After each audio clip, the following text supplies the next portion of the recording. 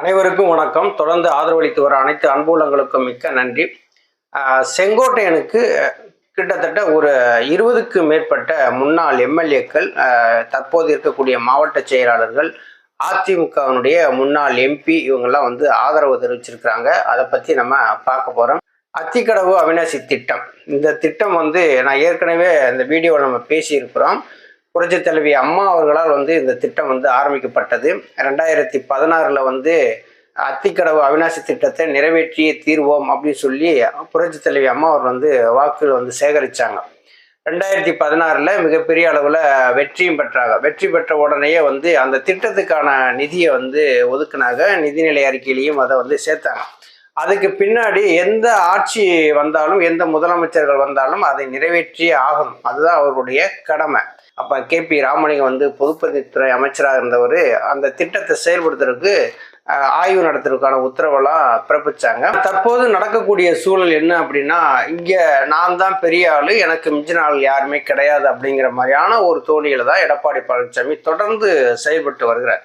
இப்போ செய்தியாளர்கள் கேட்ட கேள்விகளுக்கு வந்து செங்கோட்டையன் வந்து சொன்னது பார்த்தீங்கன்னா, அதிமுகவில் மிகப்பெரிய அளவில் ஒரு பரபரப்பை ஏற்படுத்தியிருக்குன்னு தான் சொல்லலாம். இப்போ செங்கோட்டையன் வந்து புரட்சித் தலைவர் எம்ஜிஆர் அவர்கள் வந்து கட்சி ஆரம்பித்த காலத்திலேருந்தே இந்த கட்சியினுடைய தொண்டனாக இருக்கார். பல்வேறு பொறுப்புகளில் இருந்திருக்காங்க. இப்போ புரட்சித் தலைவர் அம்மா காலத்தில் வந்து அமைச்சராகவும் இருந்திருக்காங்க. இப்போ அதிமுக பிளவு சந்திக்கும் போது செங்கோட்டையன் வந்து நம்மளால இந்த கட்சி பிளவுபற்றக்கூடாதுங்கிற எண்ணத்தில் தான் எடப்பாடி பழனிசாமிக்கு ஆதரவே கொடுத்தார். ஏன்னா செங்கோட்டையன் வந்து முதலமைச்சராக வர வேண்டிய இடத்த வந்து தட்டி பறிச்சவர் தான் எடப்பாடி பழனிசாமி. இது ஊரறிந்த விஷயம். இப்போ 2024 பாராளுமன்ற தேர்தல் நடந்தது. அந்த பாராளுமன்ற தேர்தலில் பார்த்தீங்கன்னா, திருப்பூர் பாராளுமன்ற தொகுதியினுடைய வேட்பாளரை வந்து செங்கோட்டையனை கேட்காமலே அறிவிச்சிட்டாரு எடப்பாடி பழனிசாமி. எடப்பாடி பழனிசாமிக்கு நெருங்கி யார் யார் பழகுறாங்களோ அவங்களெல்லாம் வந்து வேட்பாளராக அறிவிச்சிருவார். அந்த இடத்துக்கு வந்து பொறுப்பாளராக அறிவித்ததும் SP வேலுமணி அவர்கள் தான். செங்கோட்டையன்ட்டு இதை பற்றி எதையுமே கேட்கவே கிடையாது. இதனால மிகப்பெரிய அளவில் அதிருப்தியில் இருந்தார். செங்கோட்டையனே ஒரு கடத்தில் வந்து புலம்ப ஆரம்பிச்சிட்டார். ஒற்றைத்தலைமை சொல்லி ஆசைப்பட்டு கொண்டு வந்தோம், இந்த ஒற்றைத்தலைமை வந்து யாரையுமே மதிக்கிறது இல்லை, அவங்க நெருங்கிய தொடர்புடையவர்கள் மட்டுமே மதிக்கிறதும் அவர்களுக்கு தேவையான பொறுப்புகள் வந்து வழங்குறதுமா இருக்கு அப்படின்னு சொல்லிட்டு ரொம்ப வேதனையில் தான் இருந்தார். அவங்க செங்கோட்டையனுடைய அந்த இல்ல திருமண விழாவுக்கு வந்து ஒவ்வொரு மாவட்ட செயலர்களையும் முன்னாள் எம்எல்ஏக்கள் எம்பிக்கள் எல்லாம் சந்திச்சு பத்திரிகை கொடுக்கும்போதும் அவர்கள் சொன்னது என்ன அப்படின்னா, கட்சியை வந்து ஒருங்கிணைங்க, கட்சியை ஒருங்கிணைந்தாதான் 2026 ஆட்சி அமைக்க முடியும். திமுக வந்து 2வது முறையாக ஆட்சி அமைக்க நம்ம தடுக்கணும்னா கட்சி ஒருங்கிணைனும், உங்கள் மூலயமா ஒரு குரலை எழுப்புங்க அப்படி சொல்லி பத்திரிகை கொடுக்க போற இடங்கள் எல்லாமே நிறைய பேர் வந்து வேதனைப்பட்டிருக்காங்க. இதையெல்லாம் வந்து பார்த்து தான் செங்கோட்டையன் என்ன பண்ணாங்க, ஒரு 6 பேர் கொண்ட குழு வந்து எடப்பாடி பழனிசாமி போய் சந்திச்சிருக்கிறாங்க. எடப்பாடி பழனிசாமி சந்திச்சு இந்த கருத்தை சொல்லும்போது, இணைப்புங்கிறதெல்லாம் பேச்சுக்கு இடமே கிடையாது, மற்றது எதை வேணாலும் பேசுங்க அப்படின்னு சொன்ன உடனே செங்கோட்டையனுக்கு கொஞ்சம் அதிருப்தி ஆயிடுச்சு. இணைஞ்சாதான் வெற்றின்னு சொல்லி நம்ம பேசுகிறோம், எடப்பாடி பழனிசாமி இணைப்பே கூடாது அப்படிங்காரு.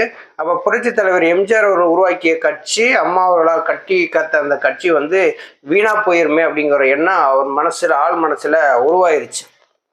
இப்போ எடப்பாடி பழனிசாமி என்ன பண்ணுறாரு அப்படின்னா, SP வேலுமணியவும் பொள்ளாச்சி ஜெயராமனையும் பக்கத்தில் வச்சுக்கிட்டு நம்ம காய் நகர்த்தி நம்ம வந்து மிகப்பெரிய அளவில் ஒரு ஆளுமையாக வந்துடணும், அதிமுக வந்து நம்ம மிகப்பெரிய அளவில் கட்டமைப்பணும் அப்படின்னு சொல்லி அவருடைய செயல்பாடுகள்லாம் வந்து இருக்குது. இப்போ அத்திக்கடவு அவிநாசி திட்டத்தினுடைய கூட்டுக்குழு அதனுடைய அமைப்பாளர்கள் வந்து ஒரு பாராட்டு விழா நடத்துகிறாங்க. அதிமுக ஆட்சி காலத்தில் நிதி ஒதுக்கி அதனுடைய செயல்பாட்டுக்கு வந்து இப்போது வந்து மக்கள் பயன்பாட்டுக்கு வந்துருச்சு.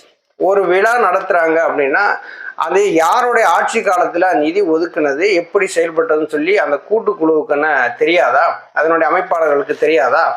எடப்பாடி பழனிசாமியை மட்டும் முன்னிறுத்தி அந்த பாராட்டு விழா நடத்ததை யாருமே வந்து ஏற்றுக்கிறல. இதை விட முக்கியமான விஷயம் என்ன அப்படின்னா, எடப்பாடி பழனிசாமி அந்த பாராட்டு விழாவுக்கு கலந்துக்கிறான்னு சொன்ன உடனேயே முதல் நாளே போய் பொள்ளாச்சி ஜெயராமன், SP வேலுமணி எல்லாருமே போய் அந்த இடங்கள்லாம் வந்து பார்வையிடுறாங்க. எடப்பாடி பழனிசாமியை வரவேற்பதற்காக அந்த வண்டியில் வந்து எப்படியெல்லாம் இருக்கணும், என்னென்ன கலர்லாம் வந்து அந்த இருக்கணும் அப்படிங்கிறதெல்லாம் ஒரு ஆய்வு பண்ணியிருக்காங்க. ஆனால் எடப்பாடி பழனிசாமி கலந்து கொள்ளக்கூடிய அந்த பாராட்டு விழாவில் பார்த்தீங்கன்னா புரட்சி தலைவர் எம்ஜிஆர் படமோ புரட்சி தலைவர் அம்மா படமோ இல்லை. இப்ப எடப்பாடி பழனிசாமியாவது அந்த இடத்துல வந்து கேட்டிருக்கலாம், ஏங்க வந்து அம்மா படமும் எம்ஜிஆர் படமும் இல்லையே அப்படின்னு சொல்லி அந்த இடத்துல அவர் கண்டிச்சிருந்தாருன்னா ஒரு அதிமுகவுடைய தலைமை அப்படின்னு சொல்லி நம்ம சொல்லலாம். எடப்பாடி பழனிசாமியை வரவேற்கிறதுக்காக அடிச்ச அந்த போஸ்டர்கள் எல்லாருமே, அந்த பேனர்கள் எல்லாருமே பாத்தீங்கன்னா எடப்பாடி படம் மட்டும்தான் இருக்கு. எம்ஜிஆர் படமோ புரட்சி தலைவி அம்மா படமோ இல்லை. இந்த பேனர் அடிச்சது யாரு அப்படின்னா கட்சியினுடைய மாவட்ட பொருளாளராக இருக்கக்கூடியவர் தான் அந்த பேனரையே வந்து அடிச்சிருக்காரு. கட்சியினுடைய கலர்ல மாவட்ட பொருளாளர்னு சொல்லி போடுறவரு, எடப்பாடி பழனிசாமியினுடைய போட்டோவை போடுறவரு ஏன் வந்து புரட்சி தலைவர் எம்ஜிஆரோ புரட்சி தலைவி அம்மா அவர்களுடைய போட்டோவை போடலை அப்படிங்கிறதா மிகப்பெரிய கேள்விக்குறியா இருக்கு. அதுக்கு எடப்பாடி பழனிசாமி என்ன சாக்கு போக்கு சொல்றாருன்னு தெரியல.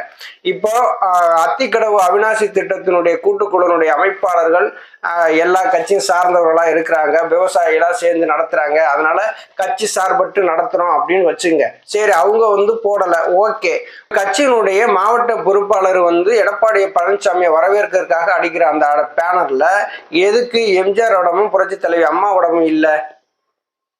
இதுக்கு வந்து டி ஜெயக்குமார் வந்து ஒரு உருட்டுறாரு. எப்படின்னா, இது வந்து அனைத்து கட்சிக்காரங்களும் சேர்ந்து நடத்துறது அப்படின்னா, அனைத்து கட்சிக்காரங்களும் சேர்ந்து நடத்துறாங்க, ஓகே. இப்ப எடப்பாடி பழனிசாமி பேசுறாரு, அந்த மைக்ல வந்து நியூஸ் ஜே அவங்களுடைய லோகோ போட்டு அந்த இது இருக்குது. அப்ப எடப்பாடி பழனிசாமியினுடைய போட்டோ பேக்ரவுண்ட்ல வந்து அப்படியே வந்து வச்சிருக்கிறாங்க. அப்ப அதிமுக ஆட்சி காலத்துல தான் கொண்டு வந்தது இந்த திட்டம். அதுக்கான நிதியும் வந்து அதிமுக ஆட்சி காலத்துல ஒதுக்குனது. அப்ப புரட்சி தலைவி அம்மா அவர்களுடைய சீரிய முயற்சியில தான் இந்த அத்திக்கடவு அவிநாசி திட்டமே வந்து கொண்டு வந்தது. ஆனா புரட்சி தலைவி அம்மாவையும் மறந்து புரட்சி தலைவர் எம்ஜிஆரையும் மறந்து எடப்பாடி பழனிசாமி மட்டும் முன்னிறுத்தினா யாருக்கு கோபம் வராது? எல்லாருக்குமே கோவரம். அதிமுகவினுடைய ஒவ்வொரு தொண்டனுக்கும் கோவரம். அதனாலதான் செய்தியாளர் சந்திப்புல செங்கோட்டையன் சொல்லியிருக்காரு, புரட்சி தலைவர் எம்ஜிஆர் படமும் இல்லை, புரட்சி தலைவி அம்மா அவர்களுடைய படமும் இல்லை, அவர்களால் வளர்க்கப்பட்ட நாங்க அந்த இடத்துக்கு நாங்க எப்படிங்க போக முடியும் அப்படின்னு சொல்றாரு. எடப்பாடி பழனிசாமி என்ன நினைக்கிறார் அப்படின்னா, செங்கோட்டையன் வந்து தேவையில்லை, நமக்கு வந்து எஸ்பி வேலுமணியும் பொள்ளாச்சி ஜெயராமன் இருக்காங்க, அதை வச்சு நம்ம காய் நகர்த்தி அரசியலில் ஜெயிச்சிடலாம் அப்படிங்காரு.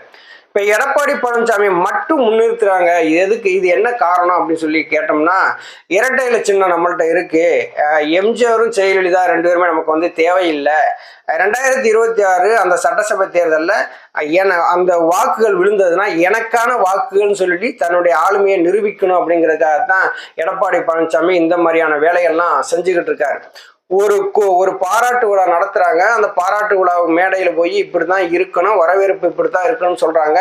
அந்த இடத்துல எம்ஜிஆருடைய போட்டாவும் ஜெயலலிதாவுடைய போட்டாவும் இப்படி வைங்க அப்படின்னு சொல்லி பொள்ளாச்சி ஜெயராமனுக்கும் எஸ்பி வேலுமணிக்கும் சொல்ல தெரியாதா? இப்ப முழுக்க என்ன நடக்குது அப்படின்னா, எடப்பாடி பழனிசாமி மட்டும்தான் அதிமுக அப்படிங்கும் போது எல்லா தொண்டர்களும் கட்சியினுடைய நிர்வாகிகளும் விரக்தியில தான் இருக்கிறாங்க. அப்படி விரக்தியில இருக்கிற பட்சத்துல தான் செங்கோட்டையன் அவர்கள் வந்து அவருடைய கருத்தை வந்து பொது வெளியில வந்து வச்சிருக்காரு. இப்ப செங்கோட்டையனுக்கு ஆதரவா பாத்தீங்கன்னா கிட்டத்தட்ட முன்னாள் எம்எல்ஏக்கள் எல்லாருமே வந்து ஆதரவு தெரிவிச்சிருக்கிறாங்க. இப்ப முன்னாள் எம்பி சத்யபாமா அவர்களுமே தங்களுடைய ஆதரவை வந்து தெரிவிச்சிருக்காங்க. பிரஸ் மீட் கொடுக்கும் போதுமே அந்த இடத்துல சத்யபாமா இருக்கிறாங்க. முன்னாள் எம்எல்ஏக்கள் கட்சியினுடைய நிர்வாகிகள் எல்லாருமே வந்து இருக்கிற ஒருங்கிணைக்கிறதுக்கான வேலையில அம்மாவினுடைய அரசியல் வாரிசா அவரை முன்னிறுத்தினா மட்டும்தான் வெற்றி பெற முடியக்கூடிய சூழ்நிலை இன்னைக்கு உலவிட்டு இருக்கு. ஓபிஎஸ் என்ற தனிநபர் வந்து அதிமுகவுக்கு உள்ள இல்லை அப்படின்னா அதிமுக 2026 மிக படுதோல்வியை சந்திக்க நேரிடும். இப்போ எடப்பாடி பழனிசாமி என்ன நினைக்கிறாருன்னா, தன் தலைமையிலேயே சந்திக்கணும்னு நினைக்கிறார். மற்றவங்க எல்லாரும் என்ன நினைக்கிறாங்க அப்படின்னா, அம்மாவினுடைய ஆட்சியை கொண்டு வரணும் அப்படின்னா ஓபிஎஸ் கட்சிக்கு உள்ள வரணும், அப்படி வந்தாதான் அவரை முன்னிறுத்தி நம்ம வந்து தேர்தலை சந்திக்கும் போது மிகப்பெரிய அளவுல வெற்றியை பெற முடியும். இப்ப அந்த எடப்பாடி பழனிசாமி மட்டும் நம்பி நம்ம தோல்வி மட்டுமே கொடுத்துக்கிட்டு இருக்காரு அப்படின்னு எல்லார் மனசுலயும் வந்து தோன்ற ஆரம்பிச்சிருச்சு. முக்கியமா செங்கோட்டையனுக்கு வந்து பல மாவட்ட செயலர்கள் ஏற்கனவே வந்து சொன்னாங்க இல்லையா, நீங்க உங்க மூலியமா வந்து இதை முன்னெடுப்பை எடுங்க அப்படின்னு. அது தற்போது நடக்குது. இன்னும் ஒரு கொஞ்ச நாள்ல வந்து ஐயா ஓபிஎஸ் அவர்களுடைய தலைமையில கண்டிப்பா அதிமுக வரும் அப்படிங்கிற நம்பிக்கை எல்லாருக்கும் வந்துருச்சு. நன்றி, வணக்கம்.